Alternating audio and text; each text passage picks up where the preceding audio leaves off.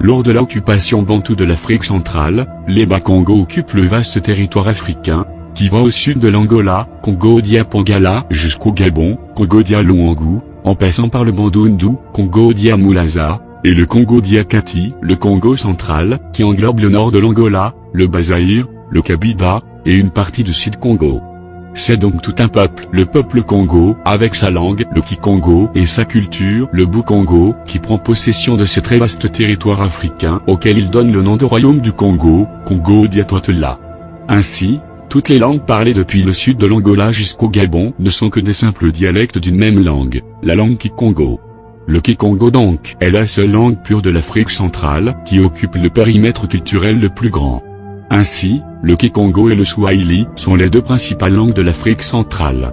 Le Swahili est la langue principale de l'Afrique centrale de l'Est, tandis que le Kikongo est la langue principale de l'Afrique centrale de l'Ouest.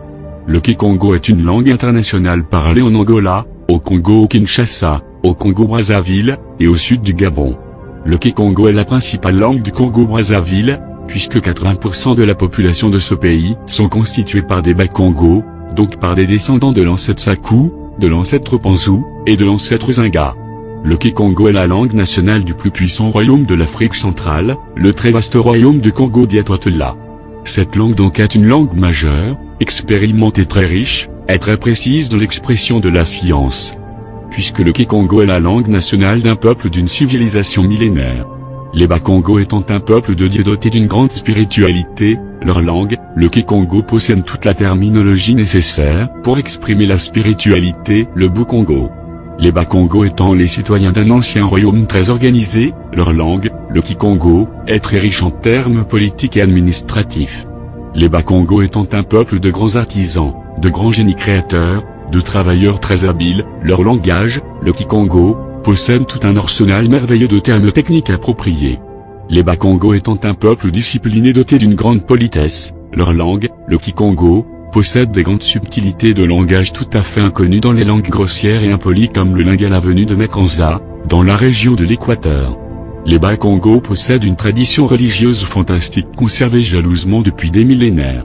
À travers des siècles, Dieu avait constamment enrichi cette tradition Congo, par de nouvelles révélations faites toujours à l'aide de la langue Kikongo, la langue des descendants des fils du ciel, Banyabazulu.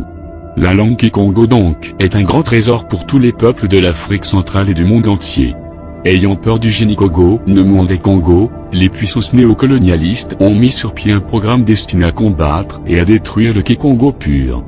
Car les principes de base des ennemis de l'Afrique sont, diviser pour régner. Combattre les grandes valeurs africaines et les remplacer par le médiocrité, qui renforce le germe de l'autodestruction en Afrique. Les noms des puissances néocolonialistes impliquées dans ce complot quant à la langue Kikongo sont bien connus. Les langues négro-africaines ne sont pas des langues inférieures. Elles ont toutes les potentialités pour devenir des grandes langues internationales, si nous voulons travailler pour les codifier et les entretenir. C'est la colonisation occidentale qui est à la base du retard actuel de ces langues. Merci de vous abonner et n'oubliez pas de partager la vidéo au maximum.